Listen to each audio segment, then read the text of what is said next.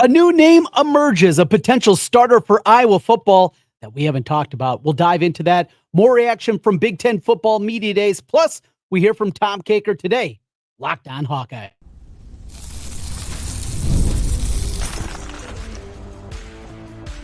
You are Locked On Hawkeyes, your daily podcast on the Iowa Hawkeyes. Part of the Locked On Podcast Network, your team every day. Hey, welcome in. I'm Trent, Condon, and this is the Locked On Hawkeyes podcast, your daily source for all things Hawkeyes. We talk Hawkeye football, basketball, and a little more with you each and every day. I've been covering the Hawkeyes for over 20 years on the radio, on the Iowa Sports Radio Network currently, where you can hear me each weekday from noon to 2, talking the world of sports in Des Moines, Sioux City, Iowa City, the Quad Cities, and Cedar Rapids, including our flagship 106.3 KXNO in Des Moines. Today's episode of the Locked On Hawkeyes podcast is brought to you by FanDuel.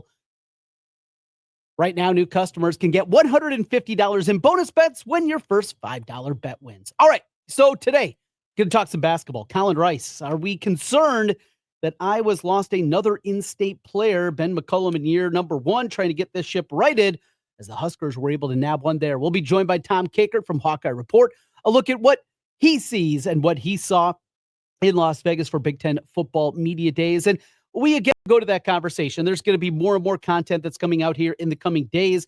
We got full audio, if you missed that, from Kirk Ferentz, and the live portion that is up on YouTube. We also have that for you on the other side, on the audio side of things, coming up over the weekend. We're going to hear from Ethan Herkett. We got another piece from Kirk Ferentz to the side, Beth Getz. So lots more still coming here in the next week as we continue to pump out the content to you from what we heard and saw from Big Ten football media days. And we'll have that for you. And as mentioned, Tom Kakert, who is also there, he's going to join us a little bit later on, and we'll get his perspective on a couple of different things. But, after a day to sit and kind of, all right, take that deep breath. I heard a ton of things. Now let's try to kind of bring it back together. And what did we hear? And there's a name that I just haven't talked about when it comes to one of those spots in the defensive backfield. And I should. And it's on me. I should have brought up his name more, but it's Jalen Watson. So Jalen Watson a season ago as a true freshman, played in 10 games, used his red shirt a season ago. He is now a true sophomore out of Michigan, a guy that came in and a guy that's really confident. Kirk relayed a story as it was on their sideline. He was the gunner on a play and just what they saw out of him on that.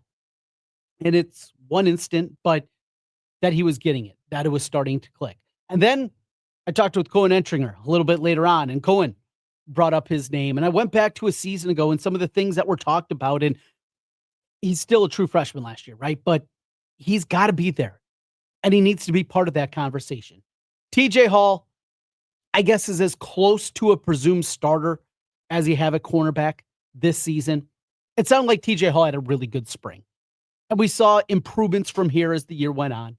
And he had a rough start to his career. And I know that's the memory bank for a lot of people. And what we saw from him a couple of times a year ago, and though it wasn't always his fault, quote unquote, and you're passing off coverage and you don't know what the safety was going to be or who was supposed to be where, sometimes cornerbacks get looked like they were burnt, and it actually wasn't even their assignment. But we saw the ascension out of TJ Hall. We've seen now 15 games of Deshaun Lee. He has been a starter for 15 games and played a whole lot more than that. We're still, I think, waiting for that moment where it all clicks for him. And so when that's happening and there's still those question marks, you start to dig a little bit deeper.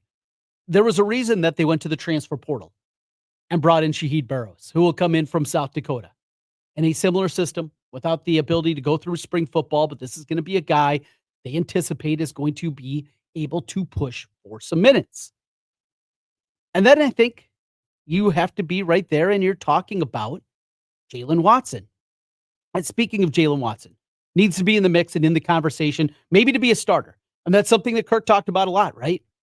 That there was going to be open competitions a lot deeper and a lot more than them than normal. The floor, the ceiling of this team looks different because of that. One other name also is Rashad Godfrey, also a redshirt freshman, was in the same class as Watson, but his name keeps coming up. And the thing about Godfrey is just his size. I mean, he's a big guy for a cornerback. He's not a big guy in general. He's 6'1", 195, but big dude. Another one of those Tampa area kids from Armwood High School, redshirted last season, but that's another name that just continues to come up in those conversations. For him, you're number one. The likelihood is we're going to see Rashad Godfrey this year on special teams. That's where you start to make that first step, right? There's another thing. He got his number changed. He went from 17 to 7. Do you believe in you're only going to give single-digit numbers to guys that are going to play? It's not always the case. It may be a little bit of a stretch on that one. But back to the conversation at hand, and that is Watson. We got another one of these players offensively that we just haven't talked about a ton. We will get that to you in a coming podcast as well. But some names to know on the defensive side of the football, what it's going to look like. Preston Reese on the linebacker spot, his name came up every single time. Now, it's that group of three guys, right? It's Buffington, Weiskopf, Reese. Those three redshirt freshmen that we've heard so much about, but it's the exploits in the weight room that I think is taking Preston Reese to another level. Ethan Herkett brought him up and talking about some of the young players that are going to get a push. Look, there's still opportunity there. And we don't know what Yosei Epinesa is going to look on that defensive line. And is he going to be a part of the rotation this season? Is it situational play? Do they want to maintain his redshirt status? We don't know. Do they see him more as an interior guy or a guy that's going to play on the outside? How does that impact how quickly he's going to play this season? That group of redshirt freshmen on the defensive line, there's talent. And Iowa, I think they've recruited well. Yeah, you'd like to see more in a couple of different spots, and I get all that. But as Kirk said, I like this team. Now, I liked the team last year. I bought in too much on too much of the hype after telling me, and I feel like I'm at times doing the same thing this season. It's more fun to be optimistic than be pessimistic. And until we actually see it, until I have things to actually be upset about, I'm buying. Kirk likes the team. I like the team. We'll see how that goes. Tom Kakert was with me in Las Vegas, and we will talk with him coming up next. A look at Iowa football, his perspective, and a little bit of Iowa basketball, including Ben McCollum losing a big-time recruit here from the state of Iowa to the neighbors, Nebraska. We'll talk about that with Tom Kakert when we come back on the Locked On Hawkeyes podcast. Summer sports are in full swing, whether you're all about baseball under the lights, golf on the green, soccer. FanDuel is the best way to make every game even more exciting. You've been following the action. Why not make it a little bit more thrilling? With FanDuel, you can get in on the game while your friends are getting sunburned at the beach. I've been using FanDuel to track my favorite matchups, and the app keeps it fresh with new daily promotions and fun ways to bet. Something on home runs. Maybe it's strikeouts in baseball. Maybe you're just looking for something to do in golf. They have it covered for you at FanDuel. Whether I'm placing a same-game parlay or watching a bet ride into the ninth inning, FanDuel makes it feel like I'm part of the action. New to FanDuel, new customers can bet just $5 and get $150 in bonus bets if your first bet wins. That's right, new customers, bet $5, get $150 in bonus bets if your first bet wins. Open the FanDuel app today or visit FanDuel.com to get started.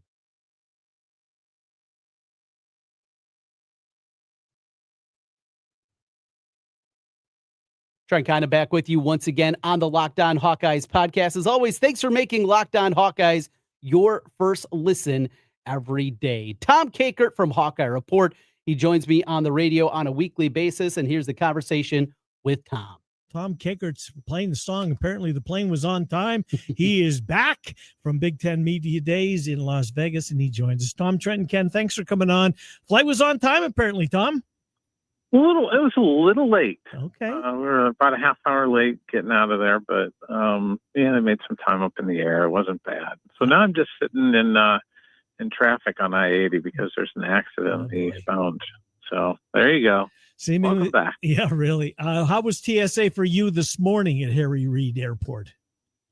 It was great because I last year made the smart decision to get the pass thing. Yeah, the pre-check. Pre-check, yeah. Yeah, the best, like it's worth it. $75 you ever spent. Yeah. 5 years, $75, I think, or $78, something like that. And it's a breeze. Yeah, that's I didn't know it was for 5 years, so that does make it a little more economical. Yeah, it's not a yearly thing that you have to renew or anything like that. Once for 5 years, and there'll be so many times you'll be looking at those suckers in line. No, and just I know. Move right on through. Don't have to take off your belt, your shoes, nothing. Well, we don't have to take off our shoes anymore. Well, you might run into a rogue agent. That's true. That's true.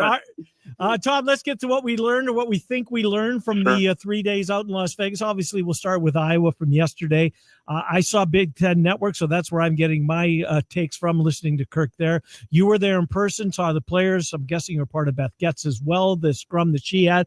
Takeaway or two from what you heard pursuant to the Hawkeyes as they get set for 2025. Trent can probably back me up on this. Kirk seems very kind of quietly confident about this That's team. what he said. I opened up the show with the exact same comment, Tom. Oh my gosh! Yeah. Well, that's how. Here comes 6 and 6. Yeah, here comes 6 and 6, or 5 and 7, right down Broadway. He does, and I thought it was interesting. He made a comment about that the wide receivers are kind of going to make that leap that the line made last year. The offensive line seems pretty excited about just in general the guys. And the other thing that I thought was interesting that he said, and maybe a harbinger for something, is like, hey, the depth chart, there's going to be somebody that becomes Pat Anger or Rick Stanzi this year, that's going to be that second stringer that comes up and ends up being a starter and a big contributor. And I wonder if he's got a feel on that. And I'm not saying quarterback, because I think Gronowski's the guy, but if there's a couple of guys that are kind of right there and you don't know about the first string guys, that might jump up there. So my thought went to linebacker more than any place else, but that was just me. But, so let me jump in here for a second when it comes to this to Stanzi. He kind of said the same thing on Big Ten Network, that he went with the starter too long, and he brought up Ricky Stanzi, and I never heard him say that before, that Stanzi should have played earlier, but it was him that held him back. So maybe there is something to that comment, Tom. Yeah, there's something cooking there because it's in his brain, and I wonder if. He mentioned yesterday, he mentioned Anger, and that was Jacody Coleman starting at middle linebacker. So, and the guys, the three players they brought were just so delightful. I mean, Logan Jones is just as solid as they come. Same with Herkett, and boy, what a great story Cohen Entringer is. And his parents were there. Wow. They made the trip just to see him, and they were so proud of him. They actually flew back on the flight this morning with us, and they're still beaming, just how proud they are of that young guy, what he does. He's amazing. I mean, I just spent 10 minutes with him, and I know you've interacted with him a whole lot more. And one of the other reporters that was standing next to me asked about that. So I looked over my shoulder, and there's Mom right next to me, just to my left, sitting down at one of the seats. And he's so engaging. He's so thoughtful. I asked him about, what kind of spin he's going to put on the cash position. That's kind of what I was going to, because Phil's played a bunch of different types. I mean, you think Dane Belton, that more angular guy, Castro, smaller, hard-hitting, physical, thick. And he brought up all four of the guys that have started at the cash position. He's incredibly thoughtful. His tie has a bunch of the defensive backs numbers on it that he was wearing. Really? That guy, I don't know how long his football career is going to go, but he might be our next AJ Eads, right? That's going to be running Big Ten football, because he is so smart and engaging. When I was over there, he also mentioned he's got another year that he could use at Iowa. So he's a redshirt junior, not counting him out. And he's being kind of coy about whether he's cash or whether he's going to be the strong safety. I think regardless, maybe he's cash, and then when they go the traditional 4-3, he floats back to strong. Kind of like Castro did last year with Xavier Wampa. That's my guess. When Ferentz was asked about, I don't know what the question was, but he was talking about the receivers at the end of it, and he went out of his way to mention Reese Fandersy, Tom. That was I think the only one he said by name. I could be mistaken, but that's the one that stuck with me, was he brought up Reese Fandersy and how he thinks there's a step there. Yeah, and he's had a full year. Remember last year, I think he was playing baseball. Was he at this time? Wow. Yeah, I think he was playing baseball. So he didn't get into everything until later, like fully. I think he'd been, he'd come in every once in a while and get some workouts in. But He's an interesting player. KJ Parker's the guy that I'm really kind of jazzed about, that I think's got a shot at being pretty special. That room is so much deeper. I really feel like there's 7 guys in that room that could help them this year. Even Seth Anderson, if he stays healthy, right. I picked him as the guy who leads them in receiving yards. So I'm betting on health with him and Carson Shire this year. And if that happens, they're going to be in really good shape. I want to put it to you this way, Tom. I walked away with the same. If everything goes right, they get the breaks, they pull an upset at home. Gronowski is the real deal. This team can go 10-2. We've seen that kind of upside before, and I think it could happen even with this schedule. But is maybe the floor lower than it normally is, where, look, at minimum, they're going to be 7-5, right? Could you see this season, because there are still question marks at left tackle, at some of the depth pieces, what linebacker is going to look like? Have they figured out that second corner, if TJ Hall is the guy at the first corner spot, that maybe the floor is lower for this Iowa football team than normal? I think I'm most concerned about the defense, just because there are so many questions. Which is crazy. There. It's just, I know it's insane to think that, but because I asked Cohen, I go, what's Phil like talking about, like, because you guys give up too many explosive plays, and he was basically like, it's every day since the spring they talked about not giving up big plays, because that was one thing. Talking to Phil this summer, I mean, that's one of the things that's just sticking in his craw right now, is that they gave up way more explosives than they have in the past, and so he's going to be zeroed in on that. The guy to watch maybe is Shahid Barros, the kid they got from South Dakota at corner. I think he's got a chance to maybe start this year.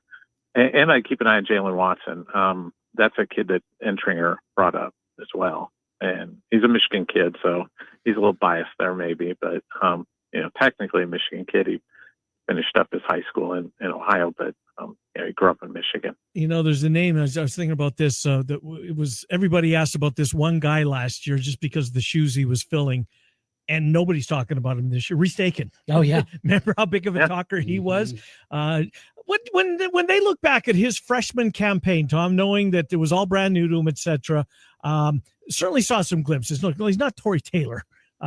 So few are, right? But I would have to think that they had to be pleased with that, knowing that there's more there. Oh yeah, I thought he was, really good. I thought he was, like you said, not Tory Taylor, but he's in that neighborhood.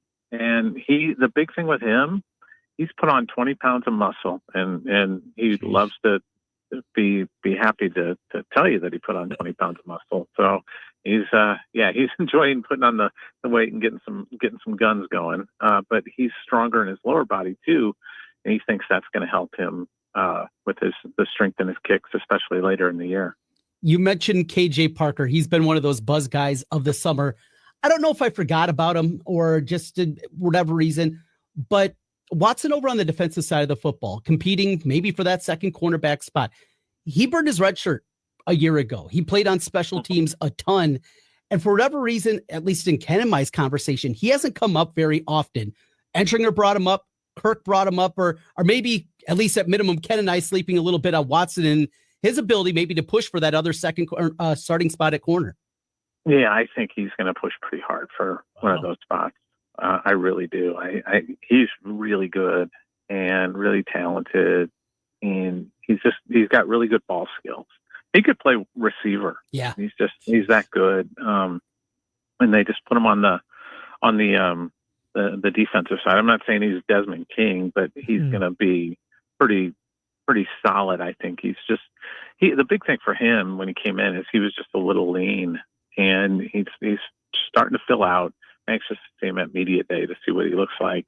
But just seeing him this spring, I thought he had put on some weight and gotten bigger and stronger. And I'm sure he just got really good ball skills. That's the thing that Phil really likes about him. Let's do this, Tom, in our final couple of minutes with you. Just let's go to a couple of teams that maybe cause you to take another look at. Either maybe I underestimated this team and there's no way this team is going to be as good as I potentially thought. Who would those schools be? I don't think Maryland's going to be any good. I thought it was weird that Loxley admitted that they lost the locker room, basically. Yeah, that was weird. You're right. That was just really, you wonder if that guy's, I don't know who they would hire to replace him, but he might be on his way out the door. When Nebraska's confident, they really are. Yep. They're confident, but they're confident every year, it seems like. Yep. But I'm just keeping an eye on the Huskers a little bit. And I know that won't be very happy for Iowa fans to hear, but, Rule seems to really make a leap in his third year wherever he goes on the college level. So we'll see. I'm always skeptical with the Huskers, but they were walking the talk pretty good in Vegas. Speaking of the Huskers, the Husker and Fred Hoiberg's got a new commit. Yeah. Colin Rice from Waukee Northwest is going to go over, I don't know, apparently his sister dates one of the Sanfords or something like that, or he dates a younger Sanford. I don't know, some kind of connection. Waukee Northwest, I guess Lincoln is the new suburb over there. Yeah, they got Price, and I think Price got people riled up by. He did. I saw that. Yeah. He got them all riled up apparently, and So he dates Peyton Price's younger sister. Okay. So I think she's a golfer. Oh. So not a hooper, I don't think. But their Sanfords are really nice people. So and I love Peyton Price, but Price is having some fun with the whole thing. It did not surprise me. I've been saying for quite a while that Colin was probably headed to Nebraska. I was surprised he didn't make his decision before the start of that last July period. But then now he was supposed to go. I talked to him basically about a week ago in Chicago, and he was kind of looking at making a visit to Illinois next week and Northwestern. So I think in his heart of hearts, when I was talking to him, I mean, Nebraska was like 4 deep at his first game, so they had everybody there. So they were putting on the full court press. Good stuff, Tom Kakert. It was good to see you with Circa on when was it Tuesday night? Good to see you there. Yeah. Spend some time with you and Mike Colossus, etc. Tom, thank you. Yeah. I will chat with you next Friday. Okay. Okay. Thanks, guys. See you, buddy. See you. Tom Kakert, HawkeyeReport.com, part of On3 Media. There's Tom, and appreciate, as always, his time for us here as we continue on the Locked On Hawkeyes podcast, your team every day. Let's talk a little bit more about basketball. What's happening in the recruiting trail with Ben McCollum's squad? Hawkeye basketball recruiting next. Locked On Hawkeyes.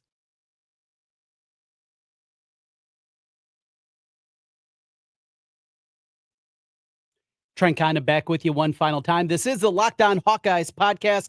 Thanks for making Locked On Hawkeyes your first listen every day. And a big thank you to you everydayers with us each and every day.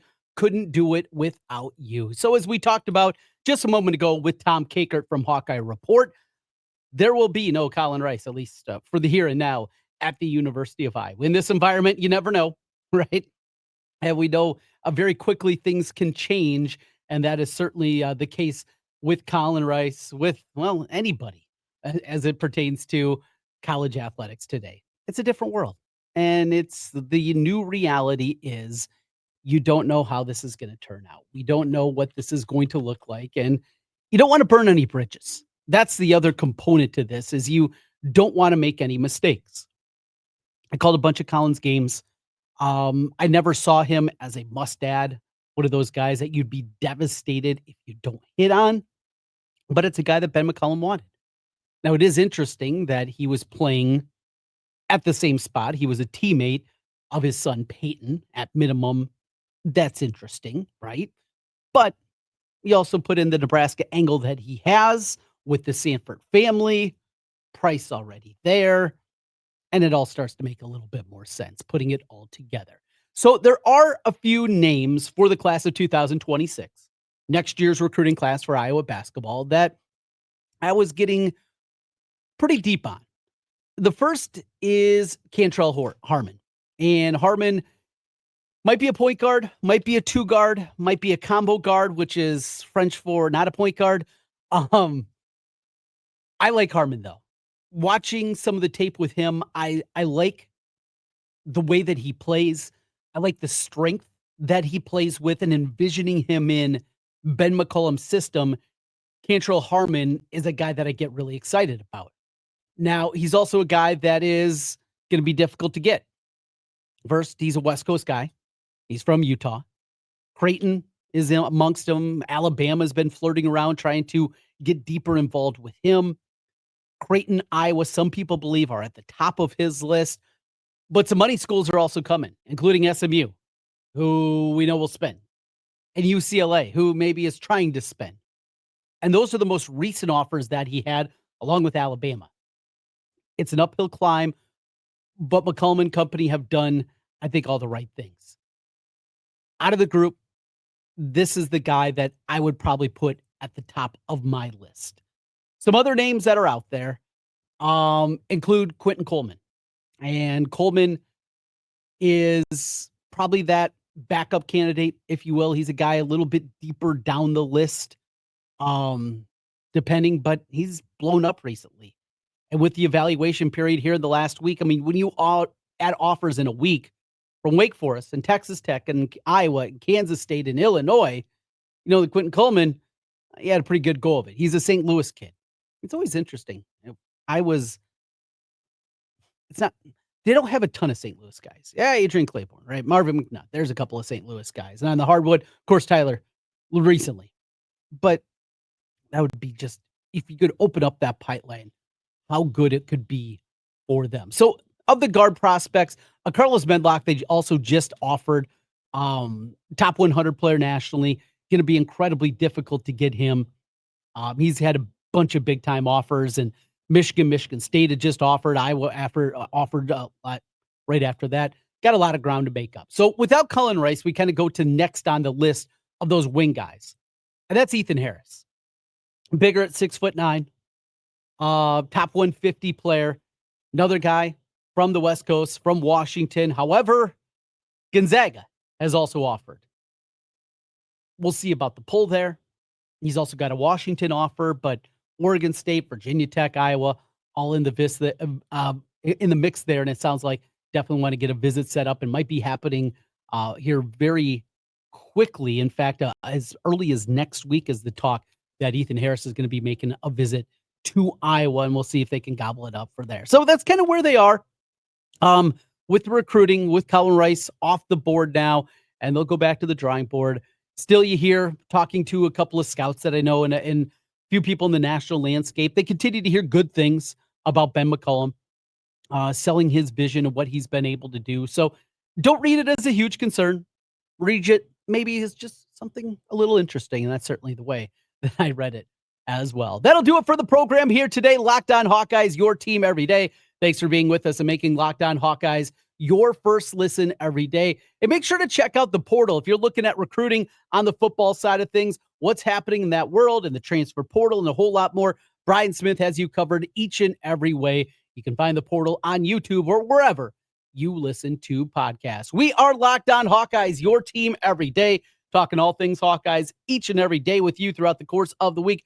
Got you covered. Busy days continuing as we continue to recap what we saw at Big Ten football media days in Las Vegas, and we continue to pass that right back to you. We'll talk to you again next week. Until then, go Hawks.